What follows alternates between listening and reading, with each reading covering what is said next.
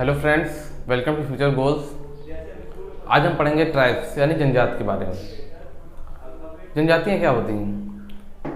जनजातियाँ ऐसे लोगों का समूह होता है जो जंगलों और पहाड़ों पर आम बस्ती से अलग रहता है।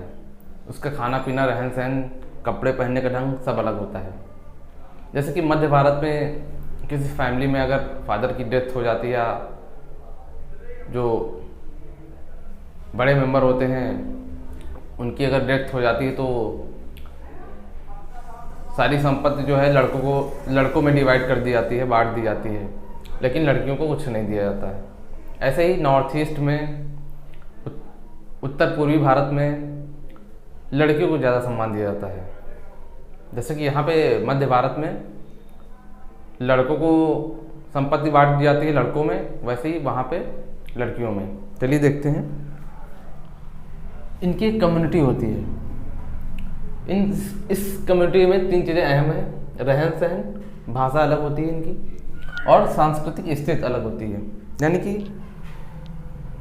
हर जनजाति के लोग हर अलग प्रकार की भाषा बोलते हैं। और इनका रहन सहन तो बताया हमने। ये कपड़े वपड़े अब तो पहनने लगे हैं, पहले कुछ नहीं पहनते थे, पत्ते वगैरह लपेट के काम चलाते थे। और इनकी भाषा अलग होती है। सांस्कृतिक स्थिति यानी कि ये अपने त्यौहार मनाते हैं अलग, आम जनमानस से अलग रहते हैं ये लोग। और इनको भारत में तीन समूहों के आधार पर बांटा गया है: प्रोटो ऑस्ट्रेलॉयड, मंगोलॉयड, निग्रोड। निग्रोड कहाँ पाए जाते हैं? अंडमान एंड निकोबार में। यानी कि इनके शारीरिक बनावट के आधार पे मंगोलॉयड नाम दे दिया गया और प्रोटो ऑस्ट्रेलॉयड। जैसे मंगोलॉयड नॉर्थ ईस्ट के लोग होते हैं, यानी कि इनकी आंखें जो हैं तिरछी होंगी, रंग पीला होगा और कद जो है नॉर्मल होगा, ज़्यादा लंबे नहीं होते हैं लोग। वैसे ही इस आधार पे तीन हिस्सों में डिवाइड किया गया इनको। तो ये जो हमने अब लिख रखा है न्यू सेंटिनेलीज जनजाति, ये कहाँ पाई जाती है? ये जो है अंडमान निकोबार में एक द्वीप है, न्यू सेंटिनल।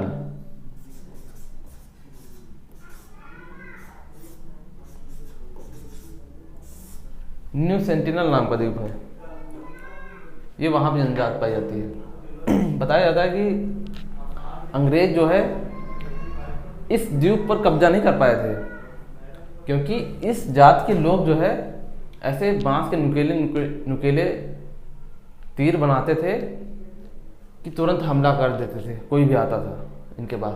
तो अंग्रेज इस द्वीप पर अपना अधिकार नहीं जता पाए थे, इसीलिए अंग्रेजों ने इसको क्रिमिनल जनजाति घोषित कर दिया।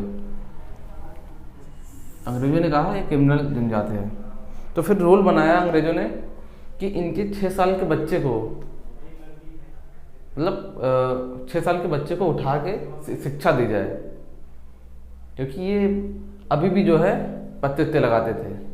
तो इनके 6 साल के बच्चे को अगर उठा के अलग किया जाए ये भी गलत नहीं था, क्योंकि ये लोग जो है क्रूर थे। जो भी आता था, चाहे इनकी मदद करने के लिए आए, उस पर भी बाण चला देते थे।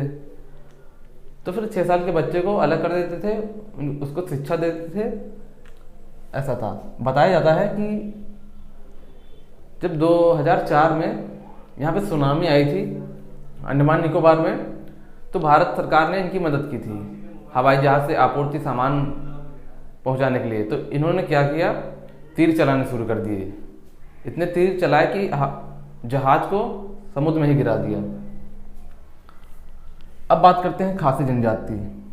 खासी जनजाति लगभग 98% कहाँ पे निवास करती है? असम और मणिपुर और मेघालय में। इस 3 राज्यों में अधिकतर, और 2% अन्य राज्य हैं। ये लोग झूमिंग कृषि कहते हैं, झूमिंग कृषि करते हैं। झूमिंग कृषि क्या होती है? झूमिंग कृषि वो होती है जो पेड़ों को काट कर करते हैं और फिर जहाँ बस जाते हैं फिर वहाँ खेती करते हैं। फिर वहाँ से उठाया अपना बोरा बिस्तरा, उठा के फिर कहीं अन्य जगह, नई जगह, तो वैसे ही अपना जीवन यापन चलाते हैं। और फिर बात करेंगे मुंडा जनजाति की। ये कहाँ पाई जाती है? ये छोटा नागपुर जो पठार का क्षेत्र है, हमने पढ़ाया था।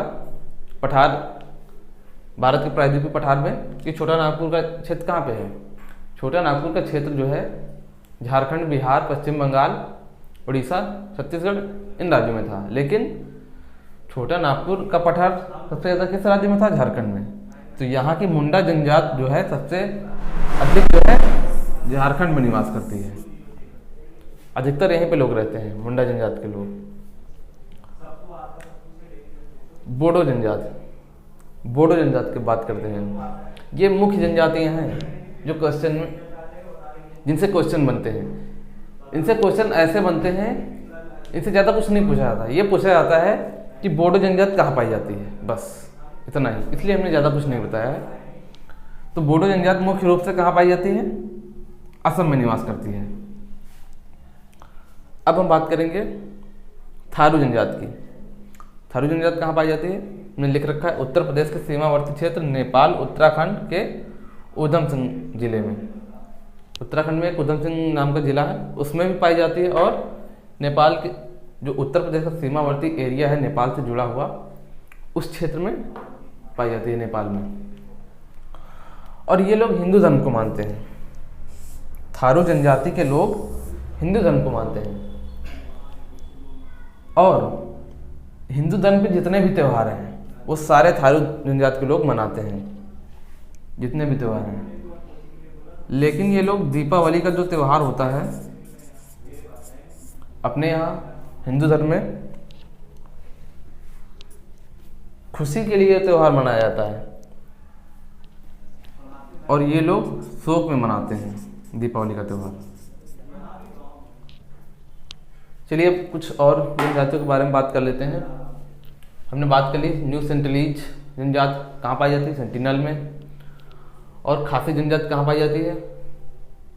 असम, मणिपुर और मेघालय में। मुंडा जनजात कहाँ पाई जाती है? छोटा नागपुर के क्षेत्र में। और बोडो जनजात कहाँ पाई जाती है? मूल रूप से असम में। और थारू जनजात उत्तर प्रदेश के सीमावर्ती क्षेत्रों में। और कुछ जनजात देख लेते हैं, जैसे कि ये संथाल जनजाति है। ये कहाँ पाई जाती है मुख्यतः? ये भी छोटा नागपुर के पठार में,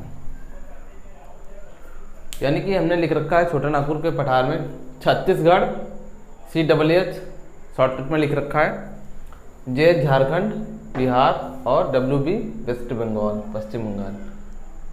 इन राज्यों में संथाल जनजाति पाई जाती है। और इसकी जो कृषि है वो क्या है? पशुपालन, यानी ये लोग जानवर पालते हैं। और भील जनजात, भारत की सबसे बड़ी जनजात भील, ये कहाँ पाई जाती है मुख्यतः?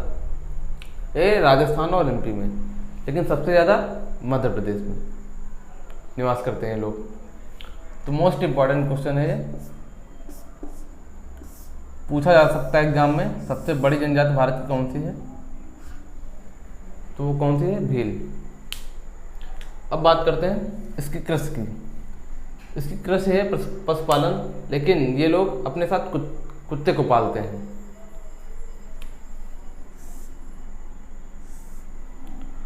और अब बात करेंगे खरिया जनजात की। खरिया जनजात कहाँ पाई जाती है? मुख्यतः उड़ीसा में। और इसकी कृषि क्या है? झूमिंग कृषि, यानी कल्टीवेशन। ये झूमिंग कृषि करते हैं, कल्टीवेशन करते हैं। झूमिंग कृषि बताया हमने कि ये लोग जो है पेड़ों को काट कर करते हैं और फिर जहाँ पे बस जाते हैं फिर वहाँ खेती करने लगते हैं। फिर वहाँ से उठाया बोरिया बिस्तरा, फिर दूसरी जगह शिफ्ट हो गए। अब बात करेंगे भोटिया जनजात की। इसको भूटिया जनजात भी कहते हैं, भोटिया जनजात या भूटिया जनजात। ये लोग कहाँ रहते हैं? अधिकतर पर्वतीय स्थानों पर रहते हैं। ये आगे नागालैंड, नागा जनजात, नाम से ही पता चल रहा है कि ये नागालैंड की है। कहाँ रहते हैं? नागालैंड में। ये लोग कुशल योद्धा होते हैं और इनका प्रमुख हथियार क्या है? भाला। काफ़ी ये लड़ाके होते हैं। अब बात करेंगे मीणा जनजात की। मीणा जनजात कहाँ की है? मीणा है मुख्यतः राजस्थान की। ये राजस्थान की सबसे बड़ी जनजाति है, सबसे बड़ी जनजाति है राजस्थान की।